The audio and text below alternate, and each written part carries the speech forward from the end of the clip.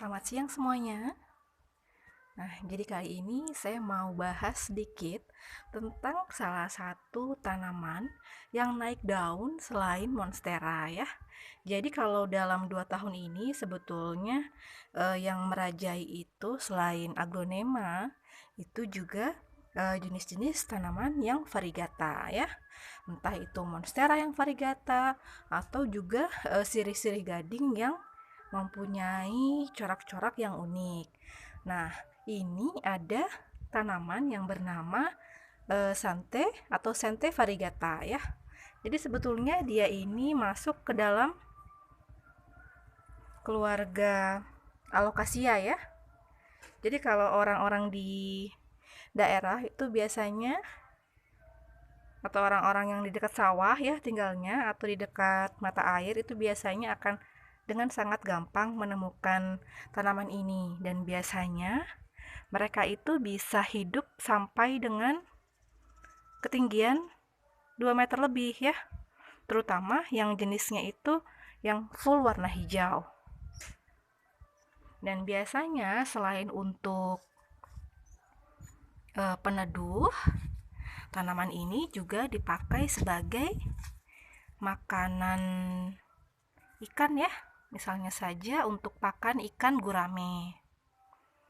Dan memang untuk beberapa jenis itu ada yang bisa dimakan ya, dikonsumsi, tapi beberapa itu ada yang bisa membuat tangan kita itu menjadi gatal gitu ya kalau terkena getahnya. Nah, kalau untuk yang Sente variegata ini sebetulnya dia perlakuannya kurang lebih sama ya dengan tanaman berdaun yang lainnya. Jadi diusahakan media yang dipakai itu harus bisa mengeluarkan air dengan lancar ya, atau drainasenya itu harus bagus. Misalnya saja campuran tanah dengan sekam atau juga daun bambu ya. Kalau saya pribadi juga saya kasih pasir malang. Dan untuk bagian atasnya biar terlihat rapih itu bisa menggunakan sabut kelapa atau juga batu hias seperti ini. Nah, untuk Sente variegata ini nantinya kalau dia sudah masuk ke masa-masa vegetatif, maka dia akan mengeluarkan anakan-anakan dari samping-sampingnya ini. Nah, untuk perbanyakannya yaitu dengan cara memotong anakan itu ya. Terus kalau mau yang lain yaitu dengan cara mencacah umbinya.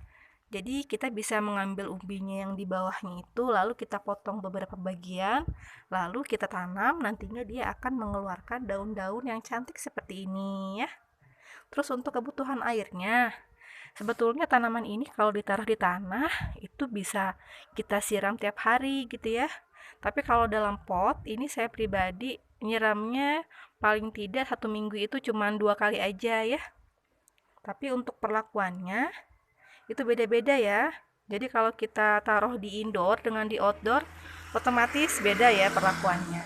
Jadi kita perhatikan lagi di mana tempatnya. Kurang lebih seperti itu ya. Semoga bermanfaat.